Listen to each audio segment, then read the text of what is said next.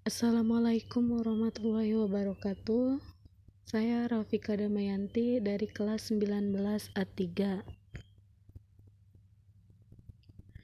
Di sini saya akan menjelaskan tentang teori-teori manajemen perubahan. Manajemen perubahan atau manajemen of change adalah sebuah upaya dan pendekatan yang dilakukan secara terstruktur dan sistematis yang dimanfaatkan guna membantu individu, tim ataupun organisasi dengan menerapkan sarana, sumber daya dan pengetahuan dalam merealisasikan perubahan dari kondisi sekarang menuju suatu kondisi yang lebih baik secara efisien dan efektif untuk memperkecil dampak dari proses perubahan itu. Davidson tahun 2005 dalam bukunya mengatakan bahwa terjadinya perbedaan budaya pada suatu organisasi akan mempengaruhi penyusutan rencana perubahan yang akan dilakukan secara tepat. Ada 4 pendekatan yang dikemukakan oleh Davidson. 1. Pendekatan rasional empiris. Pendekatan rasional empiris ini digunakan dengan dasar keyakinan bahwa perilaku orang mampu diprediksi dan mereka akan memberikan perhatian khusus atas kepentingannya sendiri. Dalam artian, mereka akan berubah dengan sendirinya saat mereka menerima komunikasi yang lebih informatif, efektif, dan saat ada insentif pada perubahan yang mereka nilai lebih memadai. 2. Pendekatan normatif redukatif. Pendekatan ini akan lebih fokus pada bagaimana seorang manajer, perubahan apa yang mampu memberikan pengaruh atau bertingkah laku dengan berbagai cara tertentu, agar selanjutnya para anggota manajer mampu melakukan perubahan.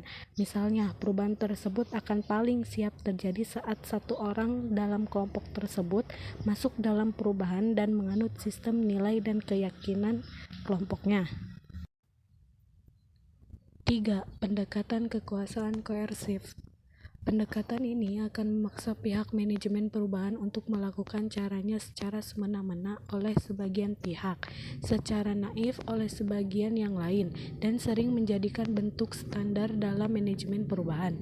Dalam hal ini, membuat orang-orang untuk berubah dilakukan dengan dasar penegakan kewenangan, ancaman, atau adanya sanksi atas performa yang buruk. 4. Pendekatan lingkungan adaptif.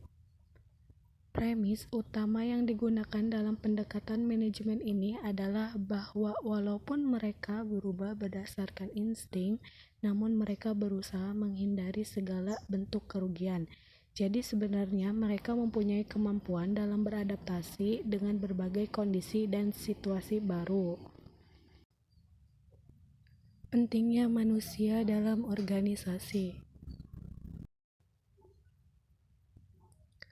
Organisasi merupakan wadah atau tempat berkumpulnya orang dengan 3 sistematis: terpimpin, terkendali, terencana, rasional dalam memanfaatkan segala sumber daya, baik dengan metode, material, lingkungan, dan uang, serta sarana dan prasarana, dan lain sebagainya, dengan efektif dan efisien untuk bisa mencapai tujuan organisasi.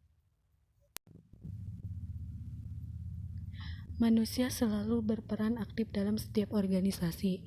Sumber daya manusia menyangkut organisasi dengan kerja, relativitas, dan dorongan. Seberapa besar pun aspek teknologi dan ekonomi, tanpa aspek manusia, sulit kiranya tujuan organisasi dapat dicapai. Sumber daya tersebut yaitu waktu, tenaga, dan kemampuan manusia, baik daya pikir serta daya fisiknya, benar-benar dapat dimanfaatkan secara terpadu dan secara optimal bagi kepentingan organisasi. Sumber daya manusia sebagai faktor pertama dan utama dalam proses pembangunan dan pencapaian tujuan organisasi. Apabila di dalam organisasi sudah memiliki modal besar, teknologi canggih, sumber daya alam melimpah, namun tidak ada sumber daya manusia yang dapat mengelola dan memanfaatkannya, maka tidak akan mungkin dapat meraih keberhasilan dalam mencapai tujuan organisasi. Perubahan organisasi dalam lingkungan. Di era kompetisi perubahan adalah pilihan bagi organisasi untuk bertahan. Bentuk dari perubahan ini tergantung dari kapasitas dan besaran organisasi yang bersangkutan. Bentuk dari perubahan organisasi adalah struktur, teknologi, tata ruang, dan sumber daya manusia. Untuk mengembangkan kapabilitas dalam perubahan, organisasi akan dihadapkan kepada pemikiran ulang tentang bagaimana mendesain struktur organisasi dan sumber daya manusia.